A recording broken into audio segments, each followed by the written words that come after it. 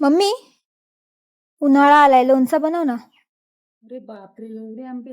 चल बनवू. चला तर मग आज बनवूया पारंपरिक पद्धतीने 2 वर्ष न खराब होणारा लोणचा. सर्वात आधी कैरी व्यवस्थित पाण्याने स्वच्छ धुवून एका सुती कपड्याने पुसून आपण बारीक तुकडे करून घेऊया. लहान मोठा तुम्ही तुमच्या चॉईस नुसार करू शकता. कैरीला व्यवस्थित असा बाटा धरलेला आहे. आंबे कट झाल्यानंतर त्यात आपण मीठ आणि हळद चोळून रात्रभर तसंच सोडून देऊया. दुसऱ्या दिवशी बघा कैरीने पाणी सोडलेलं आहे.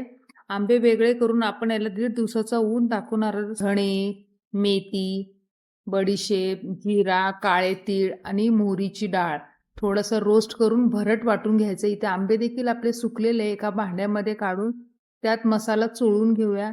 त्याचबरोबर हळद, मीठ, मोहरीची डाळ आणि काळे तीळ आणि लाल तिखट त्याचबरोबर हिंग टाकून हाताने मिक्स करून घेऊया.